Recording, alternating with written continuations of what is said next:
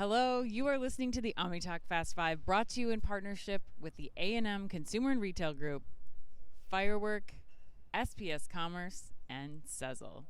Headline number 4, Lululemon is going after dupes. According to Yahoo Finance, Lululemon has adopted what some would call an unconventional approach to combating a trend towards cheap knockoffs, their words, not mine, of its products proliferating the market. To combat the problem, this past weekend, Lululemon hosted a, quote, Align legging dupe swap, end quote. Say that 10 times fast. Do you know what even any of those words in that thing mean? Well, I know Align is one of their pants, right? It's one of their brands of pants. Better than I thought. Yep. You're ahead of the game. So actually, yes, I do. I know what all 4 of those words mean. Great. But they hosted a Align legging dupe swap at the dupe swap at the Westfield Century City Mall in Los Angeles. Their store gave away 1 free pair of black Align high-rise pant, 25 inches, I guess, that can retail for $118 each to anyone that walked in wearing a dupe of the signature leggings. Those never go on sale either. Oh, really? The black color never goes on sale. Black never goes on color? No, on sale. Never goes on sale. Wow. Woo, stroke moment. Stroke alert. And Lululemon reportedly already has similar dupe swap events planned for London, Shanghai, and Seoul. Yes. And this is going to be great. That's me. Yeah, I'm prefacing this because this could be an all-time epic headline discussion. You fought with me harder on this headline to put this in the Fast Five this week than you have ever before in the history of this show. I'm curious, after a night's rest in Barcelona and a great Craig David concert on the beach last night. Monday, took her for a drink on Tuesday. This is dangerous. Now that I've got the microphone, now I want to replicate the Craig David that I did last night. I know. I'm trying to get you going here. So my question for you is: Do you still feel the same way you did yesterday in arguing vehemently with me about this headline? Yes, because I still feel like this is an important marketing initiative. Okay. So my reasons are this. It's importantly aimed at the next generation of Lululemon consumer who is going on TikTok, who is seeing the 180 million posts on TikTok with the hashtag Lululemon dupe.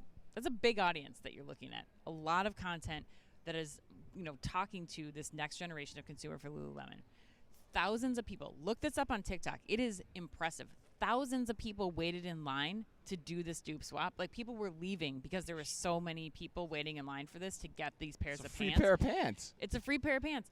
But what Lululemon gets from this is at least 1,000 emails and contact information, and they've acquired 1,000 new customers.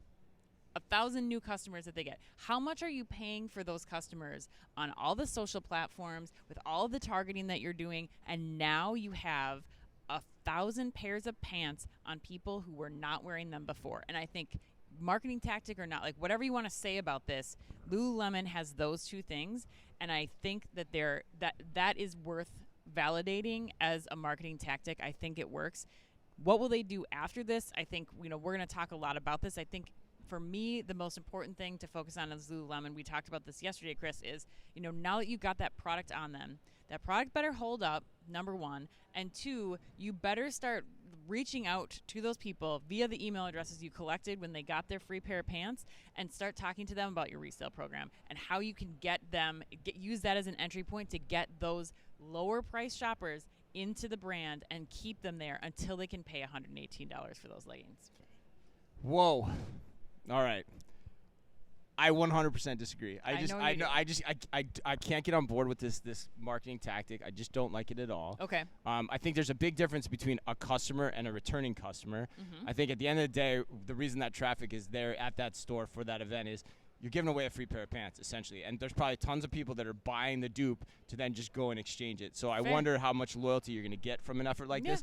The other point that I think I'd bring home, too, based on the following, is people think the dupes are pretty interesting and pretty valuable, too. So you're kind of playing up the angle of, hey, why do I need to pay this for a Lululemon pant?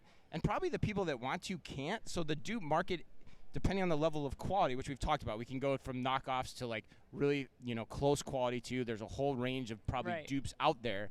But that's serving a niche for the people that can't pay it. And that's going to still be a limiting factor for Lululemon in the long run. So what I like a lot better is what you hinted at here, which is why don't you take this marketing money, which this has got to be really expensive per event, and why don't you start putting it towards resale?